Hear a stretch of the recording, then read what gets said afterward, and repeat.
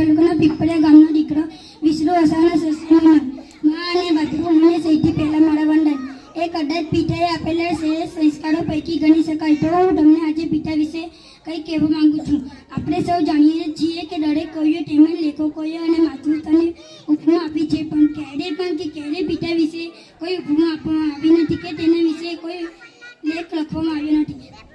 બાળકો નાના હોય ત્યારથી તેમને માતૃપ્રેમ નિબંધ આવે છે, પણ ક્યારેય પિતા વિશે કોઈ નિબંધ આવ્યો નથી. હું માતાનો વિરોધ કરતો નથી, પણ પિતાનું મહત્વ કહેવા માંગુ છું. પિતાનો શબ્દ સૌ જાણે છે, પણ એનો મનમાં કોઈ જાણે છે નહીં. તો ચાલો હું તમને આજે જણાવું. પિતા એટલે એક મકાનને ટકાવી રાખવા એક મજબૂત પાયાની જરૂર પડે છે. તે પ્રમાણે એક સુંદર પરિવારને ટકાવી રાખવા સાહેબ એક પિતાની જરૂર પડે છે. પિતાની હાજરી સૂરજ જેવી હોય છે. સૂરજ ગરમ જરૂર થાય છે. જો એ ના હોય ને તો અંધકાર છવાઈ જાય છે.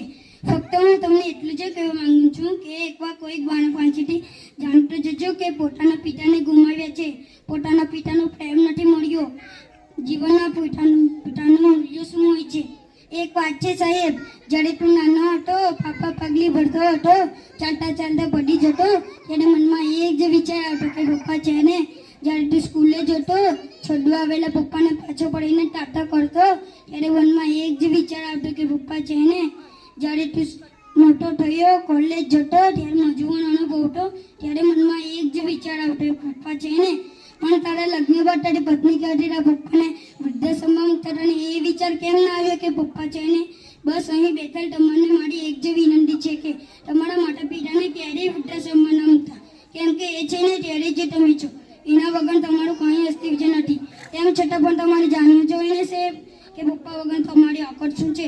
તે એક દિવસ તમારી શેરીમાં પપ્પા જોડે આટો મારજો અને એક દિવસ એકલા આટો મારજો, ખબર પડી જશે. જે દિવસ તમે એકલા હશો ને, તમને બોલાવવાની વાત તો તમારી સામે પણ નહીં જોશે. બે સમયનું ભોજન માં બનાવે છે ને સાહેબ, તો જીવનભરની ભોજનની વ્યવસ્થા એક પિતા કરે છે.